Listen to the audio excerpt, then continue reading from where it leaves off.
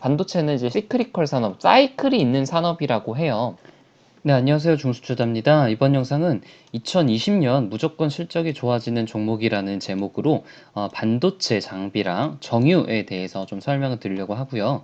제가 이제 8월 19일 날 2020년 실력이 99% 좋아지는 종목으로 야스에 대해서 좀 소개를 좀 드렸었죠. 영상을 좀 찍었는데 개인적으로 지금 야스 수익률 한 10% 정도고, 제가 사실 그 올해 한 초는 아니군요. 한 5월 달 정도에 매수를 해서 이때 이제 전량 매도를 해가지고 한 40% 정도 수익을 봤었고, 이때 다시 매수를 해가지고 지금 저번 주 목요일 날 그 이재용 부회장 사건이 있었을 때 약간 추가 매수를 해서 지금 한 10% 구간에 있습니다.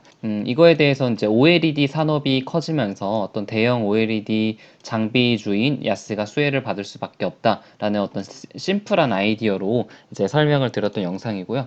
약간 그런 영상과 비슷하게 2020년에 이제 실적이 좋아질 종목에 대해서 영상 좀 찍어보려고 해요. 참고로 말씀드리면은 이게 이제 야스 같은 경우는 2020년에 실적이 이제 가시화되는 종목이기 때문에 3분기 실적은 크게 기대를 하지 않고 있어요. 4분기부터 실적이 잘 나올 것으로 생각이 되고 있어서, 또 지금 바로 박스권을 뚫고 막 KMW나 다른 오이솔루션처럼 크게 상승하기보다는 조금 박스권을 그릴 가능성이 높다고 생각을 합니다. 실적이 이제 좋아지는 종목으로 반도체랑 정유 이 두 개 종목에 대해서, 두 섹터에 대해서 제가 많이 고민을 좀 하고 있거든요. 각각의 지금 처해져 있는 이슈가 좀 다르고 호재들이 약간씩 다른데, 아무튼 둘 다 굉장히 좋아 보여서 좀 시리즈로 이번에는 반도체, 그 다음에 정유에 대해서 영상을 좀 찍어 보려고 해요. 특히 이제 정유 쪽에서는 S 오일이 좀 좋아 보이거든요. 그래서 이제 반도체에 대해서 먼저 보면은, 반도체의 지금 과거와 현재, 과거도 뭐 그렇게 먼 과거도 아니에요. 일단 2018년 12월로 돌아가 봅시다. 그때 어떤 기사가 나왔냐면은, 장비 시장이 2019년에 주춤하는데 2020년에는 큰 반등을 할 것이라고, 셈이라는 곳이 이제 국제 반도체 장비 제조 협회예요. 그러니까 공식적인 그런 협회에서 2020년에는 투자가 증가한다고 했고, 보시면 2018년도가 이제 엄청난 호황기였잖아요. 2019년도는 이제 공급 과잉으로 약간 떨어졌다가 2020년에는 역대급으로 역사적인 그런 투자 금액이 투입될 거다, 이런 보고서를 냈었습니다. 그래서 규모도 상당히 커요. 2019년에는 이제 595억 달러로 조금 줄어들었는데, 2020년에는 20% 급성장해서 719억 달러니까 어마어마하죠. 그래서 이게 이제 2018년 12월 기사였는데, 이게 그 시간이 좀 지나서 어떤 기사가 좀 나왔냐면은, 최근의 기사인데, 2019년 장비 투자 규모가 484억이었고, 그리고 2020년에는 584억으로, 원래는 이제 700억 달러였는데 584억으로 굉장히 줄었단 말이에요. 이게 지금 이렇게 준 이유가 당연히 어떤 무역 분쟁 때문에 반도체 기업들은 굉장히 경기 민감한 그런 기업들이 많잖아요. 그래서 무역 전쟁이 일어나고 이제 투자가 지연이 되면서 이렇게 예상치도 급감을 시켰습니다. 근데 이제 최근의 반도체 움직임들을 조금 살펴볼 필요가 있어요. 6월 18일, 그러니까 2019년 6월 18일에는 마이크론이 감산 선언을 했습니다. 넘버 3 마이크론이 6월 28일 날 추가 감산 선언을 하면서 2020년 설비 투자 규모도 meaningfully low, 그러니까 현저하게 감소한다고 그렇게 얘기를 했죠. 그리고 나서도 이제 7월 26일 날 두 번째 반도체로 가장 메모리 반도체 큰 기업이 하이닉스인데 11년 만에 감산 소식을 전했습니다. 7월 26일 날. 그래서 넘쳐나는 재고를 감당할 수 없고, 반도체 재고가 이제 14조 그리고 5조여서 감산을 할 수밖에 없다라는 그런 기사가 나왔습니다. 영업이익도 보시면은 작년까지만 해도 뭐 한 분기에 막 5조, 4조 어마어마한 그런 영업이익을 달성을 했는데, 2019년 1분기에는 1조로 엄청나게 급감을 했고, 2분기에는 6천억이니까 거의 10분의 1 토막이 난 거죠. 그러니까 엄청나게 영업이익이 급감을 했기 때문에 지금 4분기에는 적자를 볼 수도 있다고 해요.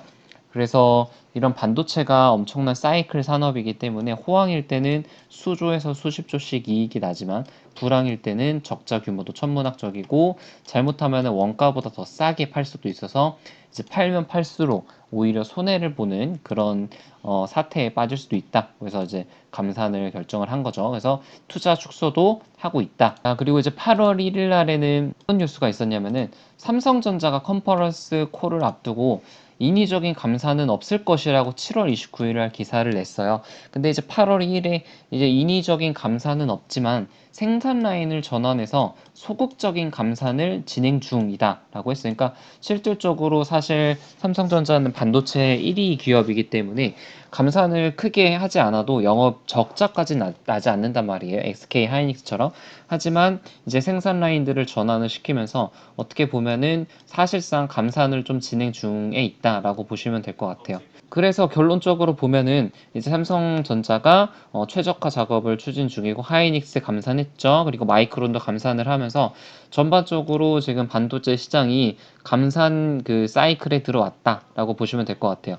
그런데 말이 여기서부터가 중요한데 마이크론이 갑자기 8월 28일 날 증설 얘기가 나옵니다. 마이크론 대만에서 D램 라인, 메모리 라인 증설을 하고 이제 삼성전자, SK 하이닉스 대응을 살피고 있죠. 그래서 무료 금액도 내년 말까지 15조를 투입을 하니까 어마어마한 금액을 투입을 하는 거예요. 그래서 이제 A3 라인은 내년 4분기까지 완공을 하고 시장 수요에 따라서 그러니까 수요가 많으면은 A5 라인을 추가로 건설을 할 수도 있다라고 기사가 나왔습니다.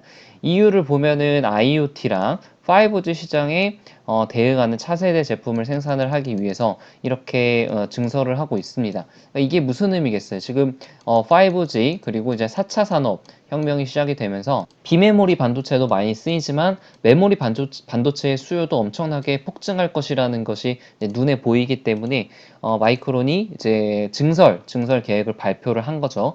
삼성전자는 아직까지 증설에 대한 얘기는 전혀 없고 SK 하이닉스도 마찬가지죠. 그래서 기사가 1월 달에 나온 거 이후로는 나온 게 없는데 올해의 설비 증설은 예정이 없다라고 그렇게 기사가 나왔습니다. 그래서 아직까지는 눈에 보이는 그런 증설 계획은 없지만 현재 사이클로 봐서는 감산을 하고 그리고 이제 가격이 어느 정도 반등을 하면서 증설 얘기가 솔솔 나오는 그런 시점이 아닐까 싶어요. 그래서 반도체 산업에 대해서 좀 이해를 하셔야 되는데 반도체는 이제 시크리컬 산업, 즉 사이클이 있는 산업이라고 해요. 이게 그 뭐 소비재 기업 같은 경우는 천천히 우상향을 하는 그런 기업인데 반도체들은 좋아졌을 때는 엄청나게 좋아지고 아까 보면 뭐 6조 막 엄청난 이익을 지금 보이잖아요. 근데 안 좋아졌을 때는 지금 땅굴을 파고 내려갈 정도로 안 좋아진단 말이에요. 그래서 안 좋아질 때는 몇 천억씩 적자가 나는데 이게 산업의 특성을 잠깐 한번 말씀을 드리면은 5G 같은 장비주들 같은 경우는 초기에 투자가 엄청나게 일어났다가 후반기에는 투자가 이제 급감, 유지 보수비만 들어가죠.